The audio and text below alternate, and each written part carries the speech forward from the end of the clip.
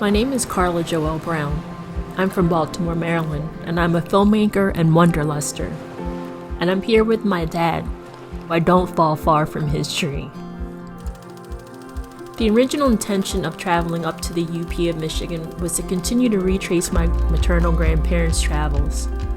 I'm currently working on a documentary titled Everyone But Two that chronicles their travel by trailer to all 48 contiguous states. One of the many places they traveled that was captured on their home video was the Sioux Locks. Hence the decision to see it for myself and to capture what it is that's the same and that's different.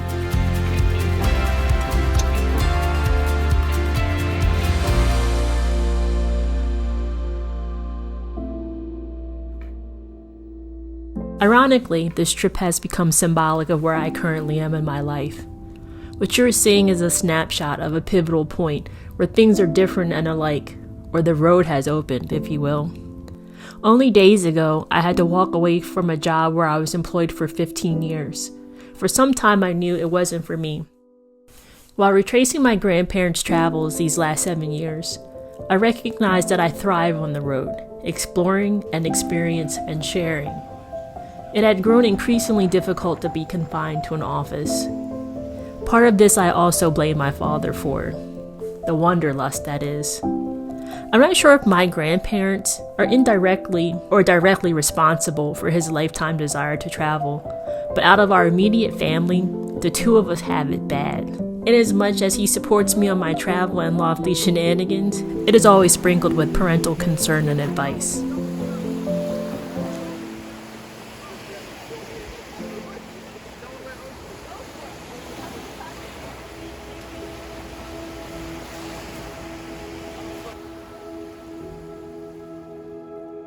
When I originally planned this trip, it was to take my entire family, to hopefully see the Northern Lights, and to see the Sioux Locks, to retrace my grandparents' travels to the Upper Peninsula in Michigan in 1969. Little did I know when I was actually able to take this trip that I would have been terminated or asked to resign only days before we left. This trip ended up being an inflection point for me. Traveling with my father, just the two of us, something we haven't done in probably 20 years. And it was on the trip that we talked about my next chapter, of what I was going to do.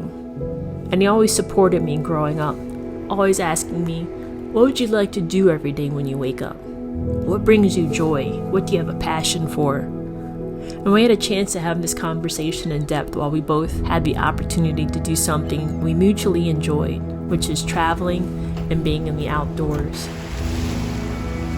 Am I taking a picture? Yes. Ultimately, I probably needed this trip more than anyone, and perhaps my dad did too. Life is fleeting, and every day we were on the trip and even after we returned, it's been a constant reminder. We all think that we have tomorrow to look forward to, and that's a very realistic and ideal thought, but sometimes that doesn't always happen. So why should we go every day planning for some future, planning for some great trip? We should all just be doing that now.